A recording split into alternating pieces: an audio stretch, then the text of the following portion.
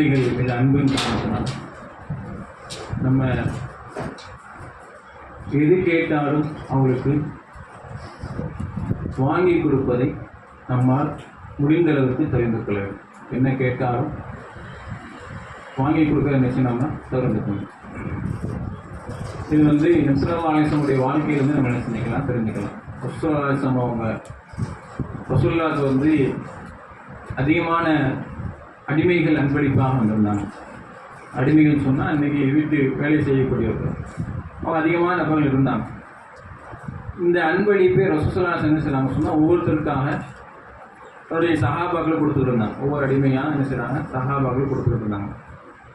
இப்போ ஃபாத்திமா ரலியல்லாஹு அவங்களுக்கு அவங்க அதிகமாக வேலை செய்யக்கூடியவங்க. ஃபாத்திமா ரலியல்லாஹு அவங்க இன்றைக்கி நம்ம எப்படி நிறைய பேர் சுயமாக பெண்கள் தொழில் செய்கிறாங்கல்ல, அதே போல் அவங்க ஒரு தொழில் செஞ்சுக்கிட்டு இருந்தாங்க. என்ன தொழில்னா மாவு அரைச்சி கொடுக்குறோம். மாவு அரைப்பாங்க. மாவு சொன்னால் அந்த காலத்தில் போட்டு இப்படி அரைப்பாங்க. அதை போன்று அரைக்கக்கூடிய ஒரு வேலை யார் செய்யலாம், ஃபாத்திமார்கள் செய்கிறாங்க. இப்படி அந்த வேலை, வீட்டு வேலை இப்படி எல்லாம் பண்ணி ஃபாத்திமார்கள் அவளுக்கு கைவலி, உடம்பு வலி அதிகமாக இருக்கும். உடம்பு வலி அதிகமாக இருக்கும்.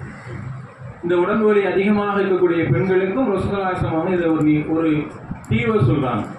உடம்பு வலி அதிகமாக இருக்கக்கூடிய பெண்களுக்கு இதில் ஒரு அழகான ஒரு தீர்வை சொல்கிறாங்க. இப்போ ஃபாத்திமார்கள்லாம் தன்னுடைய உடம்பு வலியை தன்னுடைய கணவர்கிட்ட சொல்கிறாங்க. அலிரலியல்லாஹு தன்னுடைய உடம்பு வலிக்கும். அப்புறம் ரசூலுல்லாஹ் அவங்கள்ட்ட அலிரலியல்லாஹு சொல்கிறாங்க, ஃபாத்திமாவை இப்படி எகிப்து நாட்டிலேருந்து நிறைய அடிமைகள் ரசூலுல்லாஹ்க்கு அன்பளிப்பாக வந்திருக்கிறாங்க. அந்த அன்பளிப்பு என்ன செய்யறாங்க, ரசூலுல்லாஹ் சொல்லுவாங்க எல்லாருக்கும் பங்கிட்டு கொடுத்துருக்காங்க, நீ போய் கேளு உனக்கும் தருவாங்க அப்படின்னு நினைச்சாங்க. அலிரலியல்லாஹு சொல்கிறாங்க. இப்போ இவங்க ஃபாத்திமார்கள்லாம் வராங்க. ரசூலுல்லாஹ் நாங்கள் ஒவ்வொருத்தருக்காக அன்பளிப்பு வழங்கிட்டு இருக்கிறாங்க. இப்போ வர்றதை பார்த்துட்டாங்க. ரசூலுல்லாஹ் பார்த்துட்டாங்க, ஃபாத்திமார்கள் அங்கே நிற்கிறாங்க பார்த்துட்டாங்க.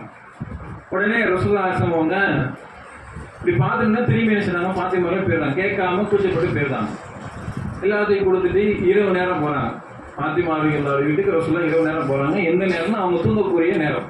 இவங்கெல்லாம் பாயை விரிச்சிட்டாங்க. யார் அலிரலியல்லாஹு ஃபாத்திமார்கள் பாயை விரித்து தூங்க போகக்கூடிய நேரத்தில் நேராக ரசூலுல்லாஹ் வீட்டுக்கு வராங்க. வீட்டுக்கு வந்து என்ன செய்றாங்க, அந்த பாயில் உட்காடுறாங்க. அலிரலியல்லாஹு சொல்கிறாங்க, நான் நபிஸல்லல்லாஹு அலைஹி வஸல்லம் அவங்க என்னை நெருங்கி என்ன உட்கார்ந்து இருந்தாங்க. அவங்களுடைய காலுடைய அந்த குளிர்ச்சியை நான் என்ன நான் எனக்கு உணர்ந்தேன்.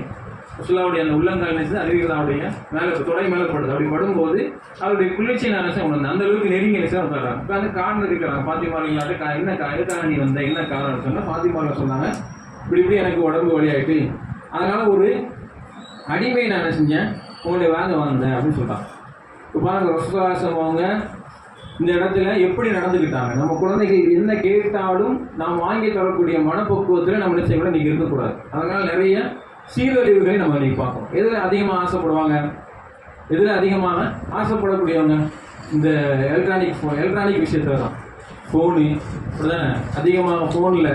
அதுக்கப்புறம் இன்றைக்கி எல்லா கையிலும் இருக்குது, எல்லா அப்ளிகேஷன், எல்லா ஆப் இருக்குது அப்படிதானே.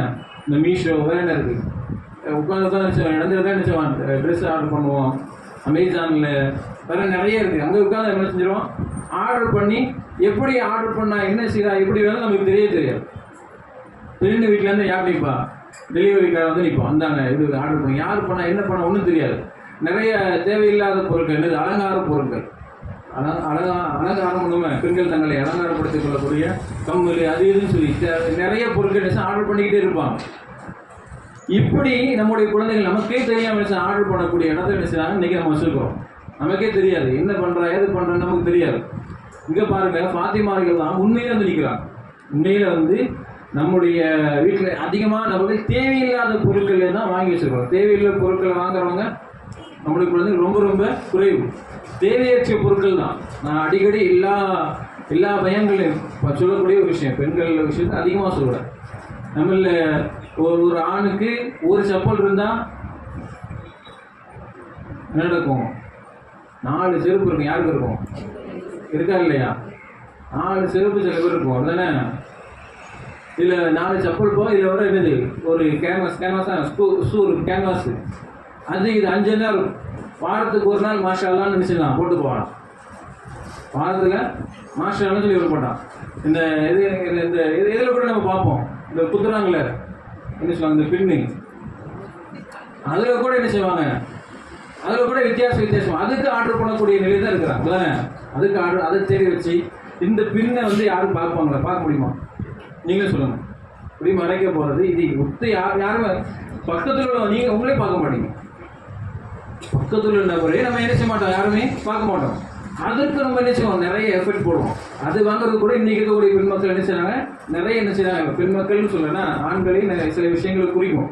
இல்லை நீங்கள் இருக்கிறதுனால பெண் மக்கள் சொல்லுறேன்னா அதுக்கு நிறைய எஃபர்ட் பண்ணணும். ஆனால் இங்கே பாருங்க, ரசூலுல்லாஹி ஸல்லல்லாஹு அலைஹி வஸல்லம் அவங்களோட ஃபாத்திமார்களில் வந்தது என்னது, ரொம்ப முக்கியமான ஒரு தேவைக்கு வந்து நின்றுனாங்க. ஃபாத்திமார்களாக கிடைச்சல ரசூலுல்லாஹி கேட்டவங்க கொடுக்கல, அதுக்கு கொடுக்கவே இல்லை. உடம்பு வலிக்காக கேட்டு வந்தவங்கள்ட்ட கொடுக்கவே இல்லை. என்ன தெரியுமா சொன்னாங்க, ஃபாத்திமாவே நான் நம்முடைய குடும்பத்துக்கு இது போன்ற அடிமைகள் வைத்து வேலை செய்யறதுக்கு நான் ஆசைப்படுறேன். அதோட உனக்கு நான் ஒரு சிறந்த சொன்னேன், நீ ஒவ்வொரு தடவை தூங்கும் போது சுப்ஹானல்லாஹ் 33 தடவை சொல்லி, அல்ஹம்துலில்லாஹ் 33 தடவை சொல்லி, அல்லாஹ் அக்பர் என்ன செய் 34 தடவை சொல்லிட்டு என்ன செய், உடம்புல ஓதி நீ தலையெடுத்து தூங்கும், உனக்கு உடல் வெளியே வராது. அப்போ ஃபாத்திமா சொன்ன அன்னைக்கு வந்து நான் என்ன செய்வேன், இந்த திக்கரை ஓதிக்கலாம், எனக்கு என்ன செய்யல, உடம்பு வலி வந்ததே இல்லை, உடம்பு வலி வந்ததே கிடையாது.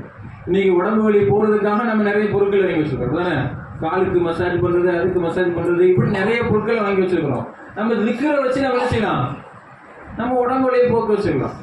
அப்போ ரசூலுல்லாஹி சொல்வீங்க நமக்கு அழகான ஒரு பாடத்தை கொடுத்துறாங்க. எவ்வளோ பெரிய கஷ்டத்தில் இருந்தாலும் தேவையாக இருந்துட்டாங்க. உனக்கு இந்த இது மூலமாக நீ செஞ்சா அதை போகலாம். இப்படி அடிமை வச்சு தான் நீ உன்னுடைய வழியை போக வைக்கணும். இல்லை, அடிமை வச்சு தான் உன்னுடைய வேலையை நீ குறைக்கணும் அவசியம் இல்லை. இது போன்ற விஷயங்கள் இருக்குது. அப்போ ரசூலுல்லாஹி ஸல்லல்லாஹு அலைஹி வஸல்லம் என்ன செய்றாங்க, தேவையை உணர்றாங்க, தேவைக்கு ஏற்ற மாதிரி என்ன செய்றாங்க, ஒரு விஷயத்தை கொடுக்குறாங்க.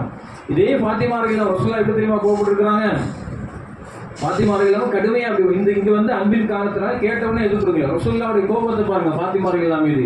ரசூலுல்லாஹி ஸல்லல்லாஹு பயணத்திலிருந்து வராங்க. ரசூலுல்லாஹ்வுடைய பழக்கம் என்ன சொன்னால், எப்போ பயணத்துக்கு போனாலும் எல்லாத்தையும் சொல்லுவாங்க, கடைசியாக ஃபாத்திமார்கள் போய் சொல்லிட்டு போவாங்க. ரசூலுல்லாஹ்வுடைய பழக்கம். அதே போல் ஊர்லேருந்து வந்தாங்கன்னா நேராக மஸ்ஜித் நபவிக்கு போவாங்க, 2 ரக்காத் தொழுவாங்க, தொழுதுட்டு நேராக தான் போவாங்க, ஃபாத்திமார்கள் வீட்டுக்கு தான் போவாங்க. இப்படி ஃபாத்திமார்கள் வீட்டுக்கு என்ன செய்றாங்க, போகிறாங்க. இப்போ நம்மள எல்லாரும் செய்கிற ஒரு பழக்கம் தான். என்ன பழக்கம், வெளிநாட்டிலேருந்து கணவரோ யாரோ வந்துட்டாங்க, நம்ம குழந்தை என்ன செய்வோம், அழகுப்படுத்தி புது ட்ரெஸ் கொடுத்து அப்படி நம்ம என்ன செய்வோம், கண்குளிர்ச்சியாக வச்சுருப்போம். நம்முடைய கணவர் நம்ம குழந்தையை பார்க்கும்போது நல்லா இருக்கிற கண்குளிர்ச்சியாக இருக்கும்போது தான் நம்ம என்ன செய்வோம், அழகான ஆடைகள் எடுத்து வச்சுருப்போம். இதே போல் ஃபாத்திமா என்ன செய்ய தெரியுமா, ஹசன் ஹுசைன்களுக்கு அப்போ இருக்கக்கூடிய ஆபரணங்கள் என்ன செய்கிறாங்க, கழுத்தில் செயின், கழுத்தில் யார் ஆண்மகன் கழுத்தில் செயின் என்ன செய்யறாங்க, போடுறாங்க, வைக்கிறாங்க. தன்னுடைய குழந்தை என்ன செய்யறாங்க, அழகுப்படுத்தி வச்சுருந்தாங்க. ரசூலுல்லாஹி ஸல்லல்லாஹு அலைஹி வஸல்லம் தொழுது நேராக ஃபாத்திமா வந்தோடனே இன்னொரு ஹதீஸில் வெள்ளின்னு வருது, இன்னொரு ஹதீஸில் வெள்ளி போட்டிருந்தாங்க கழுத்தில். ரசூலுல்லாஹ் கோவம் வந்துருக்கு. ரசூலுல்லாஹ்க்கு ஹசன் ஹுசைன் பார்த்தோன்னா கோவம் வந்துருக்கு. அது வரைக்கும் வந்த ரசூலுல்லாஹ் வீட்டுக்குள்ளே வர என்ன செஞ்சாங்க, உடனே என்ன செஞ்சாங்க, திரும்பி போயிடுறாங்க. ஃபாத்திமாலாம் புரியுறாங்க, ஐயோ என்ன காரணம், புதுசாக நம்ம என்ன செய்யணும், எப்படி நம்ம இந்த ஆபரணங்களை போட்டோம், இந்த ஆபரணங்களை என்ன செய்யறாங்க, கலட்டுறாங்க. இந்த ஆபரணங்கள்லாம் ஹசன் ஹுசைன்களை கலட்டுறாங்க. நேரம் என்ன செய்றாங்க, ஹசன் ஹுசைன்களை ரசூலுல்லாஹ் அனுப்பி வைக்கிறாங்க. ரசூலுல்லாஹ் 2 பேரையும் கட்டி பிடிச்சி முத்தம் கொடுத்துட்டு, இவங்க தான் அஹ்லுல் பைத், என்னுடைய குடும்பத்தார்கள் சொல்லிட்டு இந்த ரசூலுல்லாஹ் செஞ்ச வேலை என்ன தெரியுமா, என்ன புரியுது உங்களுக்கு,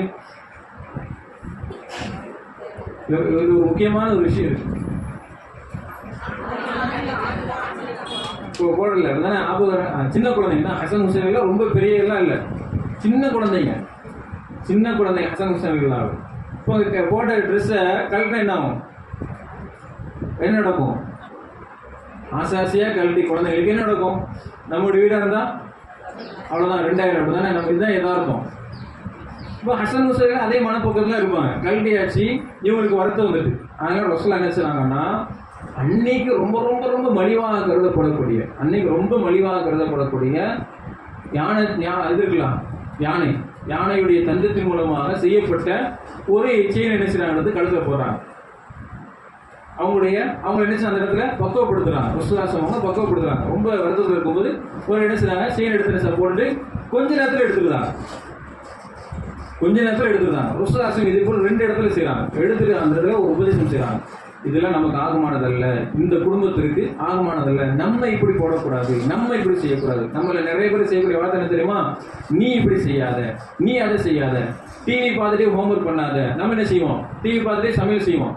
நம்ம குழந்தைய பார்த்து சொல்லுவோம், டிவி பார்த்துட்டே நீ செய்ய ஹோம்ஒர்க் செய்யாத, டிவி பார்த்துட்டு அதை செய்யாத, சாப்பிட்டுட்டே நீ செய்யாத, செல்ஃபோன் பண்ணாத. நம்ம என்ன செய்வோம், சொல்லிட்டு அடுத்த நிமிஷம் நம்ம என்ன செய்வோம், நம்ம எப்படி சொல்லணும், நம்ம என்ன செய்யக்கூடாது, சாப்பிட்டே என்ன செய்யக்கூடாது, செல்போன் பார்க்கக்கூடாது, நம்ம அப்படி பண்ணக்கூடாது. நம்ம அப்படிதான் ரசூலுல்லாஹ் எங்கேயும் செய்யறாங்க. பாத்திமார்கள் கோவப்பட்டு அந்த இடத்துல சொல்றாங்க, நம்ம இப்படி அணிகள் என்ன செய்யக்கூடாது, அணியக்கூடாது, நம்ம மேல இது என்னதுக்கு தடை செய்யப்படுறது. இதே எங்க செஞ்சாங்க, நம்ம ஒரு ஹதீஸ் கேள்விப்பட்டிருக்கோம். ஹசன் ரலியல்லாஹு அவர்கள் ஜக்காத்துடைய அந்த பேரிச்சம்பழம் எடுத்து சாப்பிட்டாங்க. சாப்பிட்டோன்னா ரசூலுல்லாஹ் என்ன செய்யல, ஒரு பொருள் மேல யாருக்கு ஆசை வந்துட்டு, ஹசன் குழந்தைக்கு ஆசை வந்துட்டு அப்படிதான் எடுத்து சாப்பிட்டாங்க. ரசூலுல்லாஹ் சரி ஆசைப்பட்ட சாப்பிட்டு போனோம் அப்படின்னு விடல, ஆசைப்பட்டாங்களே சாப்பிட்டு போன விடல. என்ன செஞ்சாங்க, ரசூலுல்லாஹ் வரல விட்டு எடுக்கிறாங்க, எடுத்து துப்பு சொல்றாங்க. சொல்லிட்டு ரசூலுல்லாஹ் அடுத்து சொல்லக்கூடிய வார்த்தை அப்படிதானே. நீங்க யோசிச்சு பாருங்க, அந்த குழந்தையுடைய மனப்போக்கு எப்படி ஆயிருக்கும். சாப்பிடுறதுல வாயிருந்து எடுத்துட்டார. ரசூலுல்லாஹ் சொல்றாங்க, நீ இதை சாப்பிடக்கூடாது அப்படின்னு சொல்லவே இல்லை.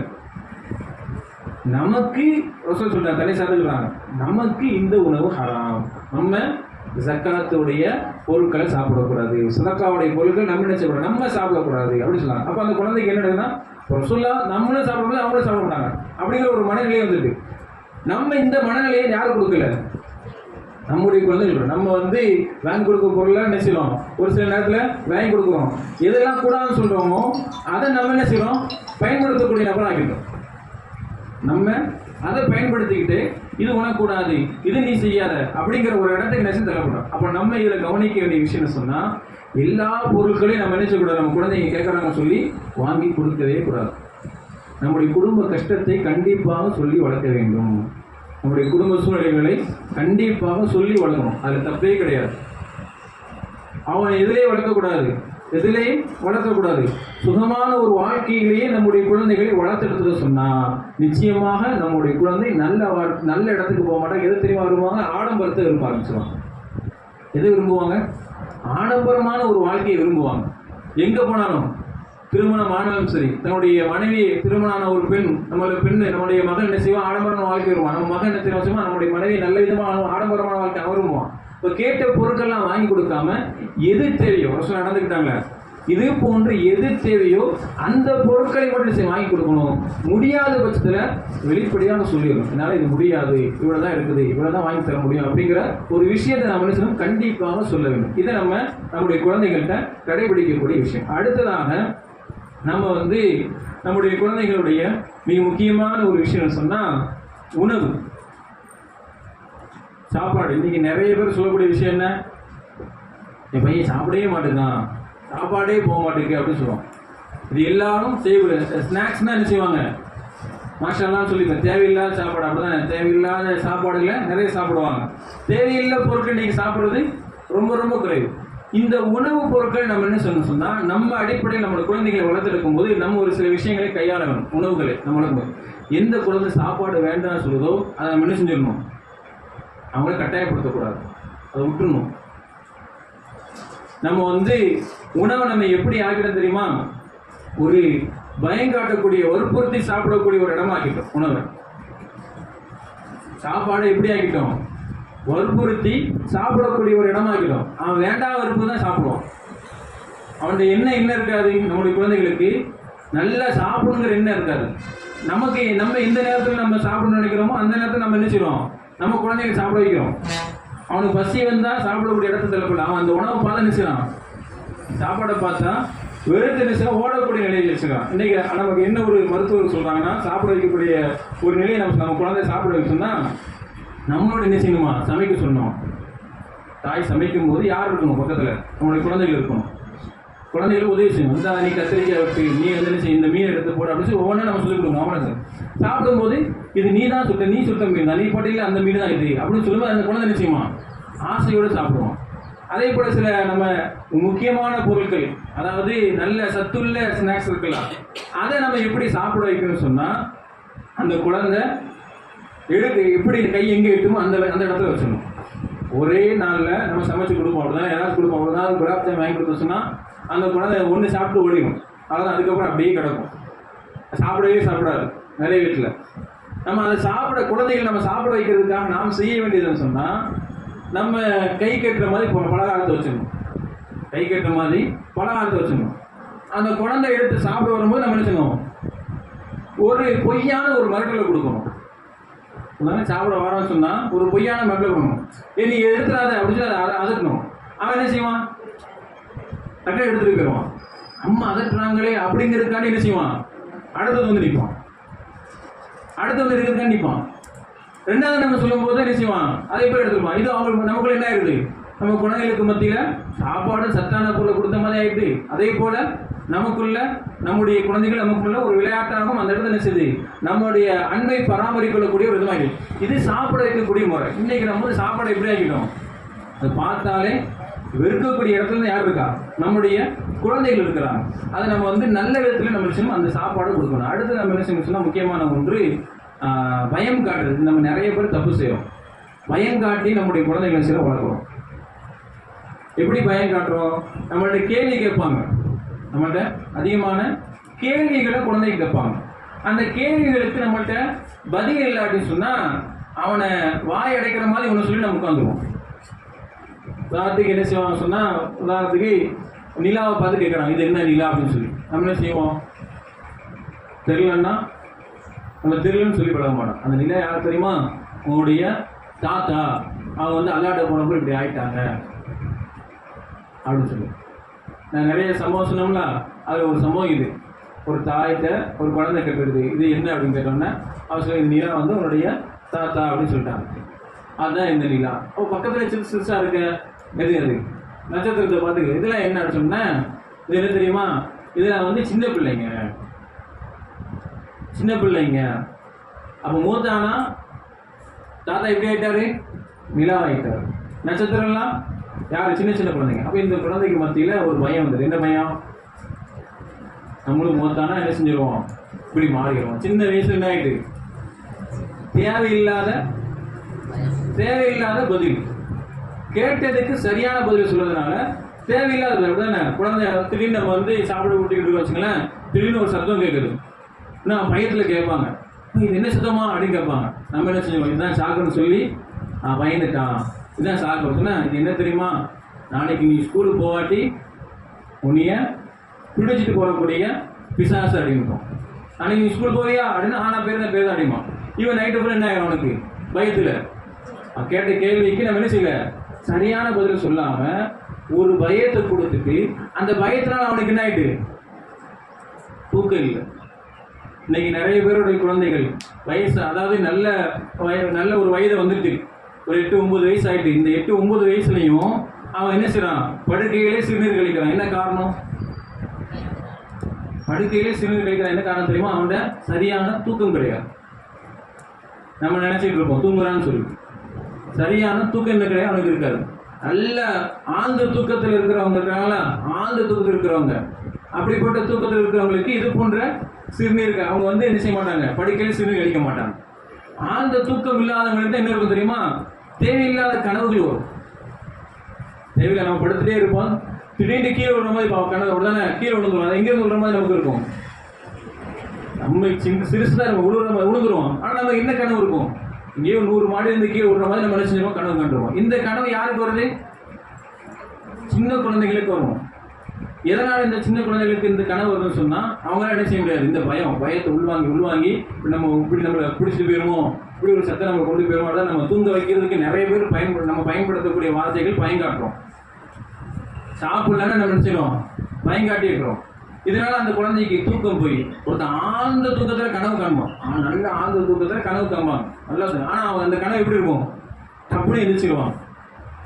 ஆழ்ந்த தூக்கத்தில் ஒரு கனவு காண்றவங்க டக்குன்னு கனவு ஆரம்பிச்சு படுத்துருவாங்க.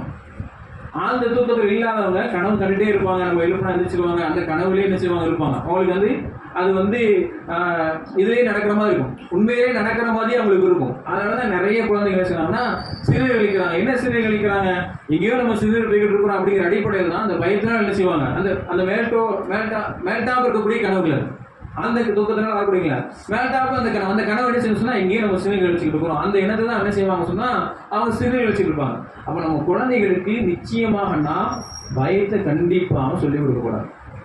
பயத்தை கண்டிப்பாக நாம் சொல்லிவிடுவோம். எல்லாத்தையும் நம்ம என்ன செய்யணும் சொன்னா நல்ல விதமாகவே அவங்க சொல்லிக் கொடுத்துட்டே இருக்கணும். நல்ல விதமாக பல நம்முடைய முன்னோர்களுடைய வரலாற்றை நாம் சொல்ல கொடுக்கணும். வரலாறு என்ன, நம்மளுடைய வரலாறு, உயிர்மிக்க வரலாறு எத்தனை வரலாறு இருக்கு, வீரமிக்க எத்தனையோ வரலாறு. பதில் போற வரலாறு நம்ம தெரிஞ்சிருந்தா தான் சொல்ல முடியும். பதில் போற வரலாறை நம்ம தெரிஞ்சிருந்தா சொல்ல முடியும். நம்ம அல்லாஹ் குர்ஆன்ல சொல்லும் மாதிரி ரெண்டு பேருடைய வரலாறு, அல்லாஹ் குர்ஆன்ல நிறைய பெண்மணிகளுடைய வரலாறு சொல்றானே, அவங்களுடைய வரலாறு, இது வீரமிக்க ஒரு வரலாறு சொல்லும் போதுதான் அவங்களுக்கு வீரமாக வளர வேண்டிய வரும், அவங்களுக்கு பயம் இல்லாமல் இருக்கும். ஆனால் இன்னைக்கு நம்ம பயத்தை உண்டாக்கி எப்படியாச்சும் இவனை சாப்பிட வச்சிடணும், எப்படியாச்சும் இவனை ஸ்கூலுக்கு போக வச்சிடணும், எப்படியாச்சும் இவனை தூங்க வச்சிடணும் அப்படிங்கிற எண்ணத்தில் எதை நம்ம அதிகமாக கொடுத்துறோம் சொன்னால் பயத்தை அதிகமாக கொடுத்துறோம். இது ரொம்ப ரொம்ப ரொம்ப தப்பு. பயத்தை அதிகமாக கொடுத்ததுனால அவன் வெளில வரும்போது நம்முடைய மக்கள்கிட்ட எப்படி பழகணும் அவனுக்கு தெரியாது. ஒரு பயத்திலே இருப்பான், யார்கிட்டையும் பழக மாட்டான், அமைதியாகவே இருப்பான், அமைதியாக போவான், அப்படியே இருப்பான். இப்படி ஒரு இடத்துல நம்ம நினைச்சக்கூடாது, நம்முடைய குழந்தைகளை கொண்டு போவோம். அதுக்கு மாற்றமாக இன்னொரு குழந்தைங்க இருப்பாங்க. நம்ம குழந்தைங்க என்ன குழந்தைங்க மாஷா அல்லான்னு சொன்னா கடுமையான சேட்டையில முதல் நபராக இருப்பாங்க, மாஷா அல்லான்னு சொல்லியிருப்பாங்க. இந்த சேட்டை செய்யக்கூடியவங்க நம்ம என்ன செய்யக்கூடாது, தடுக்கக்கூடாது, தொந்தரவாக நம்ம நினைக்கக்கூடாது. தொந்தரவாக நினைச்சு நம்ம என்ன செய்யணும், நிறைய பேரை ஹாஸ்டல்ல சேர்த்துறோம். இல்லாமல் அதுதான் உங்கள்கிட்ட ஒரு ஒரு ஒரு ஷரத்தாக ஒரு வேண்டுகோளாக வைக்கிறேன், உங்களுடைய குழந்தைகளை முடிந்த அளவுக்கு ஹாஸ்டல்ல சேர்க்காது. உங்களை தொந்தரவு தாங்க முடியாம எங்க சேர்த்துறாதீங்க, ஹாஸ்டல்ல சேர்த்துறாங்க. எந்த வயசுன்னு இருக்கு, சேர்க்க வேண்டிய வயசுன்னு ஒரு வயசு இருக்கு, உங்களுடைய அன்பு பெறக்கூடிய ஒரு வயசு இருக்கு, உங்களுடைய திட்டுதல், உங்களுடைய ஏசு இதெல்லாம் எனக்கு கண்டிப்பாக இருக்குது ஒரு வயசு. அந்த வயசு கண்டிப்பாக உங்க கூட தான் இருந்தாகணும்.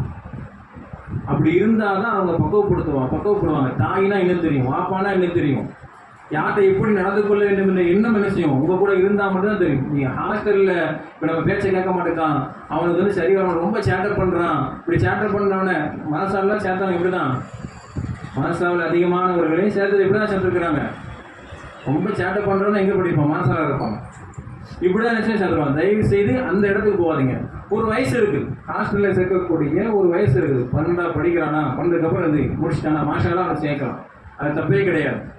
6 வயசுல இருந்து, அதாவது 6ஆம் வகுப்புல இருந்து 10ஆம் வரை இருக்கக்கூடிய இந்த வயது கண்டிப்பாக நம்மிடத்தில் இருக்கக்கூடிய ஒரு வயதாக இருக்கு. இந்த வயசுல நம்ம கூட தான் சொல்லணும். அவன் எவ்வளவு சேட்டை பண்ணாலும் தப்பு கிடையாது. அந்த வயசுல அப்படிதான் சேட்டை பண்ணுவாங்க. இவங்களை அடிக்கிற மாதிரி நம்ம அடிக்கிறோம்ல, நம்ம நிறைய இன்னொரு படங்கள் என்னது அடி உதற மாதிரி அண்ணன், அதுக்கு என்ன அர்த்தம் அப்படிங்கிற அர்த்தம் தானே. அது நம்ம நிறைய பழமொழிகளை தப்பாக விளங்கிருக்கிறோம். அடி உதவுற மாதிரி அண்ணன் தம்பி உதவமான என்ன காரணம் சொன்னால், நம்ம எடுத்து வைக்கக்கூடிய அடி. இப்போ நான் இங்கே சும்மா உட்காந்துட்டு நான் என் ரூமில் போய் மொபைல் ஃபோன் எடுத்து வாங்கன்னு சொல்கிறேன். நீங்கள் போகிறீங்க, போய் எடுத்து கீழே போட்டுட்டீங்க, அதானே. அண்ணனையும் தம்பியும் சொல்கிறாரு கீழே போட்டார். நான் அதை பார்க்காம இங்கிருந்து என்னுடைய ஒவ்வொரு அடியாக எடுத்து வச்சு தான் எது பாதுகாக்கப்பட்டிருக்கு.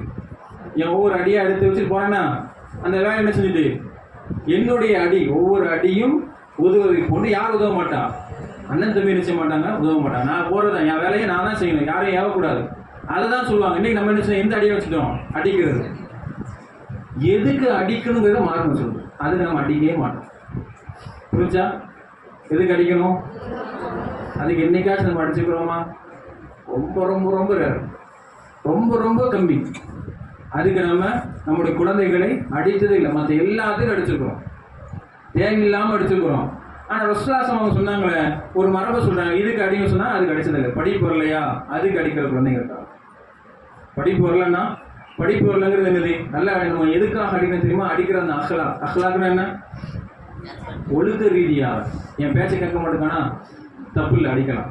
ஒரு கெட்ட வார்த்தை பேசுறானா அடிக்கலாம். அந்த கெட்ட வார்த்தை எங்கிருந்தா வந்திருக்கும், 90% ஸ்கூல்ல இருந்து வந்திருக்கும். 10% யார் பேசியிருப்பா, நம்ம பேசியிருப்போம். நம்ம குழந்தைகள் நம்ம உதாரணத்துக்கு என்ன வார்த்தை சொல்ல, நம்ம நிறைய பேர் நம்மளுடைய எல்லாரும் வாப்பா என்ன செய்வோம், வாங்க உட்காருங்க, எப்படி இருக்கீங்க, எப்படி வாப்பா இருக்க, நீ என்ன செய்யற அப்படின்னு சொல்றது ரொம்ப ரொம்ப கம்மி.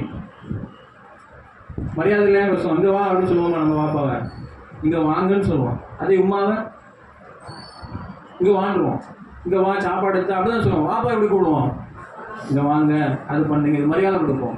என்ன காரணம், என்ன வித்தியாசம் சொல்லுங்க? இதுக்கு வித்தியாசம் நம்முடைய வளர்ப்புலாம்.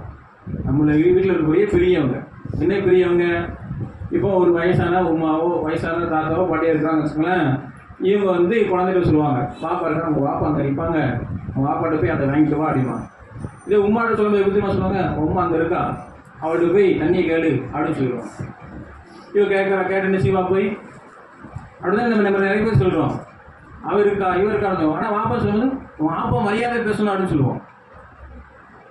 அதனாலதான் ஆண் குழந்தையா இருந்தா பெண் குழந்தையா இருந்தா இந்த கேட்ட வார்த்தை இப்படி கேட்கிறோம்னா இந்த வார்த்தையின் மூலமா உமாக்கு மரியாதை இல்லாத வார்த்தைகளும் மரியாதை இல்லாத ஒரு சூழ்நிலையும் நம்முடைய எல்லாத்தையும் எல்லா சமுதாயத்திலும் உள்ளது.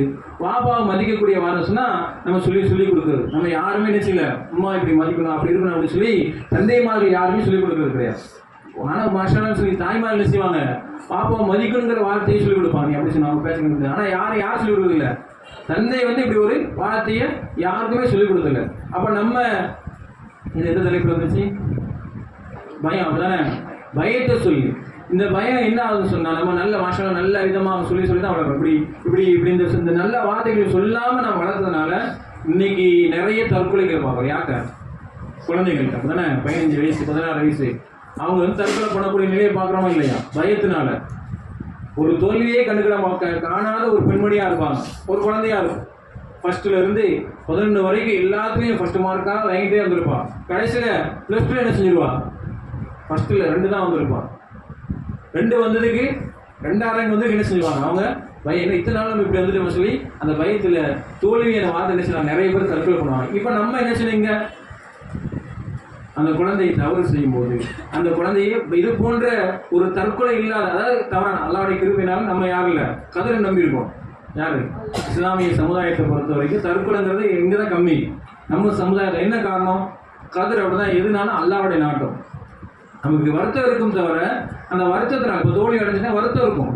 வருத்தத்தினால தவறான முடிவு, சாப்பிடாம இருக்கிறது, 3 நாள் சாப்பிடாம இருக்கிறது, தூங்காம இருக்கிறது, இப்படி நம்ம பண்ணுவோம்னா அப்படி பண்ண மாட்டோம். அது வந்து பைத்தியக்காரத்தம். அது நம்ம விலகி இருக்கிறது கதிர் அப்படிங்க.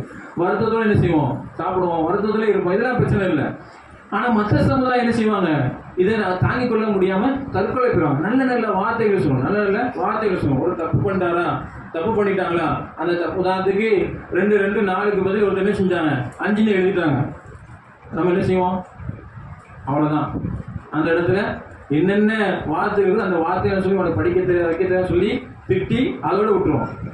மற்ற விதமாக 2 5 போடுறா, மாஷா வேகமாக எழுதிட்டீங்க, நல்லா எழுதிட்டீங்க, ஃபாஸ்ட்டாக எழுதிட்டீங்க, உங்க எழுத்து நல்லா இருக்குது, ஆனால் ஒரே ஒரு தப்பு செஞ்சுட்டேன், இப்படி பதில் வராது. நான் படிக்கும்போது இப்படிதான் நினைச்சீங்க, 5 தான் எழுதிக்கிட்டு இருந்தேன், இப்போ என்ன செஞ்சேன், கரெக்டாக எனக்கு சொல்லி தந்தாங்க. இப்படி நல்ல வார்த்தைகள் நம்ம சொல்லணும். நல்ல வார்த்தைகள் மட்டும்தான் நம்முடைய குழந்தைகளை நல்ல இடத்துக்கு கொண்டு வரும். இதுக்கு 2 உதாரணம் நான் சொல்லுவேன். அதில் எல்லாம் உங்களுக்கு தெரிஞ்ச ஒரு உதாரணம் என்ன, இமாம் இன்னைக்கு சவுதியில இமாமா இருக்கிறாரு, தலைமை இமாமா, எல்லாருக்கும் இமாமா இருக்கக்கூடிய அப்துல் ரஹ்மான் சுதைசியுடைய அந்த சிறு வயசு பழக்கம் நம்ம எல்லாருக்கும் இருக்கக்கூடிய ஒரு பழக்கம். சின்ன வயசுல நம்முடைய நிறைய பேர் வீட்டில் விருந்தாளிகள் வருவாங்க, விருந்தாளிகள் நம்ம ஸ்நாக்ஸ் அவங்க கொண்டு வருவாங்க, அந்த ஸ்நாக்ஸ் தான் நம்ம அவங்களுக்கே வச்சு கொடுத்துருவோம். சில நேரம் வீட்டில் நமக்கு என்ன இருக்காது, ஸ்நாக்ஸ் அவங்க கொண்டு வந்து சில நேரம் வச்சு கொடுப்போம்.